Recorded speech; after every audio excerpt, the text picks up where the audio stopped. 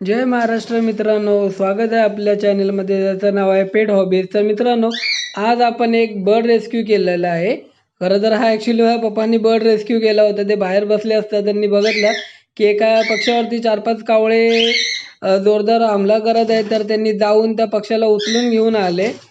तर चला तर बघूया कोणता आहे तो पक्षी आणि त्याचं काय करायचं पुढे मलाही समजत नाही. तर मित्रांनो, हा आहे तो पक्षी. ॲक्च्युली छोटंसं पिल्लू आहे. मोठा पक्षी नाही आहे. हे मला वाटतं घरट्यातून उडून आलेलं आहे नुकतंच. तर ह्याच्यावर तुम्ही पाहू शकता ह्याची सगळी पिसं वगैरे कशी भीतर ह्याच्यावरती ॲक्च्युली इंजर्ड आहे थोडंसं. ह्याच्यावरती 4-5 कावळ्यांनी मिळून रानटी पक्ष्यांनी असा हमला केलेला होता. तर हे पप्पांना मिळालं. सध्या ते पप्पा घेऊन आले. तर याला टेम्पररी केजमध्ये ठेवलेलं आहे आणि त्याला आपण इथे तुम्ही पाहू शकता थोडंसं खायला वगैरे पाणी वगैरे देऊन ठेवलं आहे.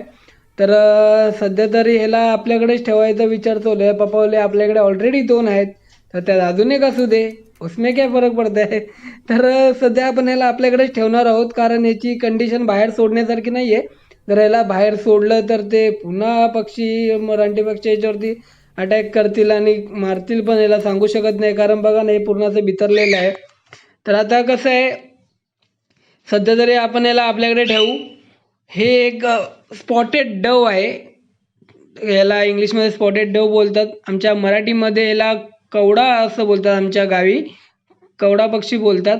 हिंदीमध्ये मे बी फाक्ता, हां फाक्ताच असं बोलतात. तर हा एक पिजन्स म्हणजे कबुतरांशी नेटिव्ह बर्ड आहे. याच्या डव्सच्या भरपूर जाती आहेत. त्याच्यापैकी हा एक स्पॉटेड डव आहे.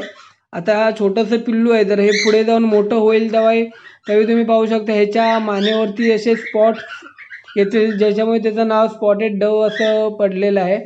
तर खरंच हा क्यूट पक्षी आहे आणि आता सध्या आपण याला आपल्याकडेच ठेवणार आहोत कारण ह्याची कंडिशन थोडी तशी नाही आहे बाहेर सोडण्यासारखी. तर तुम्ही पाहू शकता हे कसं आता पिंजऱ्यामध्ये आपल्या थोडं सेट झालेलं आहे.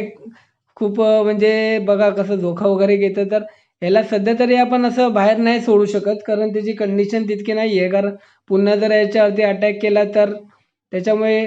आणि विशेष ह्याला ठेवण्याचं कारण म्हणजे आमच्या मिसेसला हा खूप आवडला आहे आणि काल आणल्यापासून मिसेस सतत याच्या मागे पुढे याच्यावरतीच लक्ष ठेवून आहे. त्याचे फोटोज काढणं, व्हिडिओज काढणं, त्याला खाया घालणं. त्यामुळे सध्या तरी आपण याला आपल्याकडेच ठेवू कारण आपला मोटिव्ह हाच आहे की कोणताही पाळीव पक्षी, प्राणी, रानटी असू दे, काही असू दे, त्याची लाईफ सेव्ह करणं.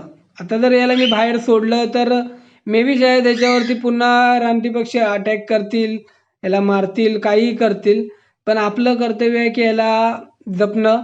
आणि ह्याला आणल्यापासून आमचे तुम्ही पाहू शकता हे कोकोट्रिको खूप जेलस झालेले आहेत. त्यांना ते म्हणजे ते फक्त त्याच्याकडेच बघतायत की आणि हे त्यांना आल्यापासून ही लोक तरी शांत बसत. त्यांना असं वाटतं हा कोण नवीन आलाय आमच्या इथे आणि ते सतत नुसते आपल्या पिंजऱ्यामध्ये जे आरडाओरडा त्यांचा चालू आहे की हे कुठून आलं आहे, हा काय आहे. आणि त्यांना खूप क्युरियोसिटी झालेली आहे त्याच्याबद्दल. पण त्यांच्याही पिंजऱ्यात त्याला नाही ते सोडू शकत नाही, ते त्याचं काम खतम करतील. तर मित्रांनो, सध्या तरी हा पाहुणा पक्षी आपल्याच घरी राहून पाहुणचार घेणार आहे. आपल्या कोकोट्रिको सोबतच तो राहील कारण ह्याला या कंडिशनमध्ये बाहेर सोडण्याची रिस्क मी घेऊ शकत नाही कारण ते त्याच्या जीवावर बेतण्याची शक्यता आहे. त्यामुळे तो सध्या आपल्या घरी राहून व्यवस्थित त्याचा पाहुणचार करू आपण, त्याची नक्की काळजी घेऊ. मित्रांनो, व्हिडिओ कसा वाटला नक्की कमेंट करून सांगा आणि प्लीज आमच्या चॅनेलला नवीन व्हिडिओ पाहण्यासाठी तुम्ही प्राणी पक्ष्यांचे नवीन व्हिडिओ पाहण्यासाठी आमच्या चॅनेलला सबस्क्राईब करा, लाईक करा, शेअर करा. तर भेटूया आपण पुढच्या व्हिडिओमध्ये याच्याच नवीन अपडेट सोबत. तोपर्यंत जय महाराष्ट्र मित्रांनो.